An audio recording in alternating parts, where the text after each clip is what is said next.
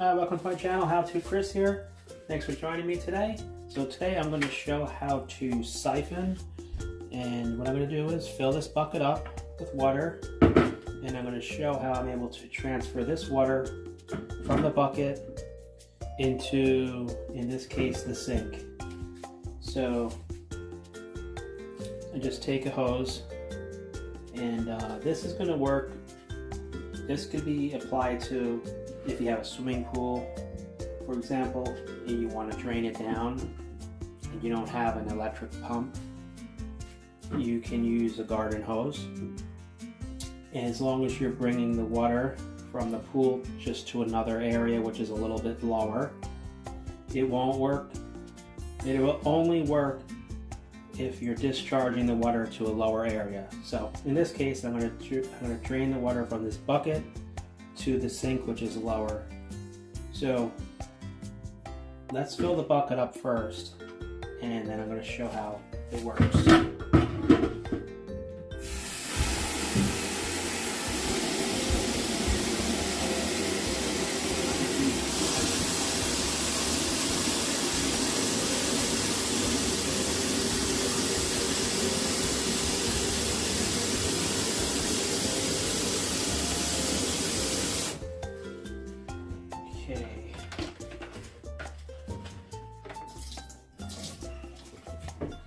So as you can see, the bucket's full, and what I'm going to do now is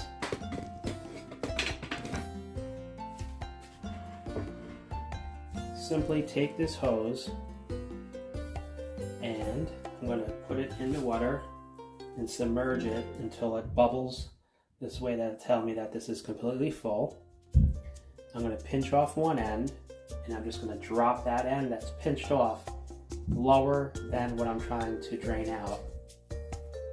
So let me set the camera up to a different angle. Okay, so I just went ahead and filled the bucket a little higher, and now I'm going to show again, as I talked about, with a hose. And in this case, it's just a ice maker hose. So I'm going to just put it in the water, and you'll see that it starts to bubble up. That means the hose is full. I'll show a couple other ways I can do it as well. So let's drop it in. So see that it's bubbling up. So now the hose is full.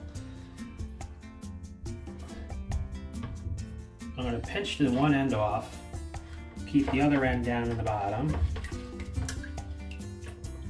and just pull it out. We still have the remaining water in there, and you can see that it won't come out because my thumb's on top. If I let go, the water will come out. So I'll show that how it works again. It's going to bubble up, fill it up. See it filling up. Pinch one end off, like I've got here. Keep the other end in the bucket, and don't release this end until it's lower than the bucket. If I release it now, it's just going to go backwards into the bucket, and then it won't work. Now that it's pinched off, I'm just going to lower it down below the bucket, and I can let go. We'll just get you back in frame here. Okay. So I didn't let go of this yet. Now I'm going to let go. Okay. Here comes the water.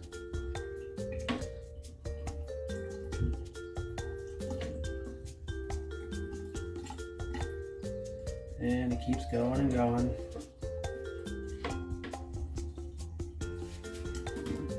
See that it's draining down nicely.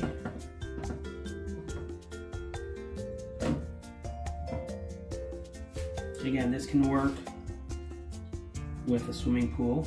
I've done it before. I used a regular garden hose. I filled up the hose, kinked the ends off, dropped one end in the pool, released the other end as soon as I was at a lower area. So you can apply this to a lot of different things. I even do this with siphoning. With, I have to drain a tank out, any kind of tank. I've done oil tanks, I've done fuel tanks. So, but start with these kind of water projects first to get familiar with it, because you have to make sure that this is primed.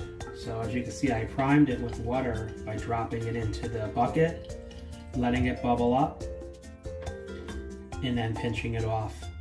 But I'm going to show how you can prime it without submerging it. So you might not always want to stick your hands in whatever you're trying to drain out. So I'm going to demonstrate that soon. Now if I come up with the hose, it gets low, it doesn't come out as fast. Let's get this in the frame better. So I have to make sure I'm low enough. That's when I'll get the best flow. See, as I come up higher, it'll actually even stop. There we go, it stopped. And it won't, I'll have to prime it again. But let me show how you can get this going without sticking your hands in the water. So in that case, you just fill the hose up with the sink, and it's just about full. Let's see. Clear hose is really nice because you can see what you're doing. Okay. Got this hose full. I filled it with the sink. I'll stick this other end, this one end, in the bucket. Now again, we talked about not wanting to put our hand in the whatever we're doing. So in that case, if this is like dirty water or something that I don't want to stick my hand in, well, I don't have to, because as long as I keep this other end pinched, see, the water can't come out of here. Even if I untake my finger, the water can't come out. But the only reason for pinching it is so that when I drop this end in, I won't lose the water that's in there. For example, if it's pinched, I can go upside down. See how you can see that no water is coming out. And from this point, I'm going to stick that into the dirty water. Then lower down below, release, and here comes the water. So this is just clean water. So, but if it was like a sink that's clogged up and you want to get the water out so you can fix the pipes underneath, because you have to put a snake in the line and you want to get the water out of the sink first. So that would be a case. So there's many uses for siphoning, and I've used it for a lot of applications. And so that's today's demonstration here, and maybe I'll show a couple other things. Okay, so now I'm going to demonstrate how to siphon out a sink that's clogged up, because you want to be able to service underneath. You want to remove the drain and run a snake. So you can bail the water out with a bucket or a small cup or something, but if you want to, and this, you can use a hose to siphon it out, and I'm going to do that into the bucket, into a bucket that's below the sink here. So let me set this up. So this is another example, and this is, I'm just showing that if this was a dirty sink, I just poured some soda in here just to give it this look. But this is not really dirty, but if it were, and I don't have a bucket to bail it out, I don't want to drain it down because the drain's not working. I want to get this dirty water out of the sink so I can snake the drain line out. Because you can't always snake it out from the top. Let's say it's a really bad clog, so I have to get underneath. I have to get this water out first.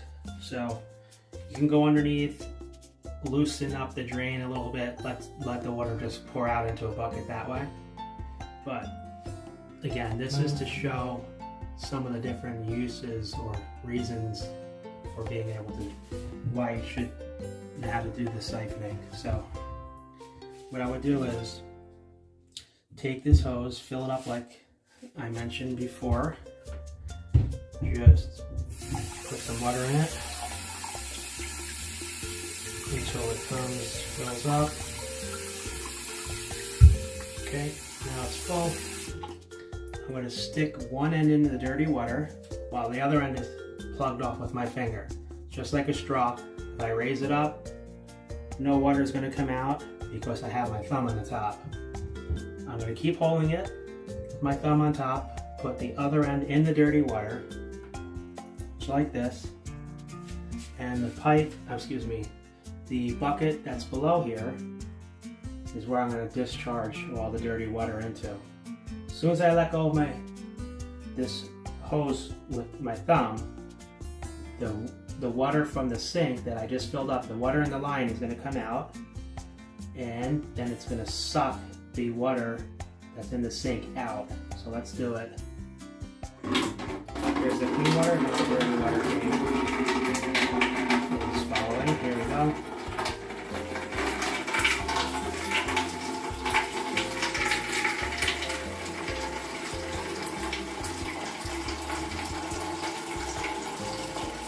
The thicker the hose, the more volume you'll be able to get out at once. But an actual regular garden hose is a nice size, but this here is what I have, and it's good for these smaller jobs.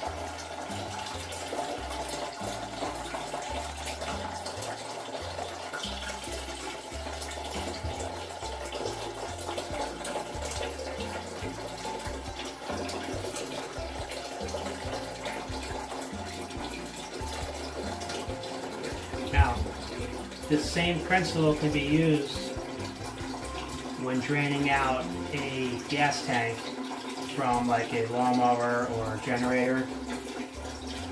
You can prime the hose with some gas that you have already, and then pinch it off like I showed, and do the same exact thing here. If you don't have extra gas, you actually could prime it with this water like I showed. Let the water run out. As soon as it runs clear, the water's out of the line, the gas will follow right behind, and then that's when you'll put it into the tank you're going to store the gas in. But get familiar with it just with water first, so that you know exactly how it works. I'm not making any mistakes. To stop the water from flowing, I just have to raise this hose up. So the higher I go, it's going to slow down. You can see how it's slowing down. If I go any higher, it'll lose the suction. So I'm just going to keep going until it's fully drained. Almost there. And you can see that there's a lot of practical uses for doing this. I'm just trying to demonstrate some ways so that just to show some of the different ideas you can use siphoning for, but it's just endless how many things you can do with it. So far I showed the sink, I talked about the swimming pool, emptying out fuel tanks and oil tanks. So we're at the end here. You got all that water completely out. Okay, so I hope you like that.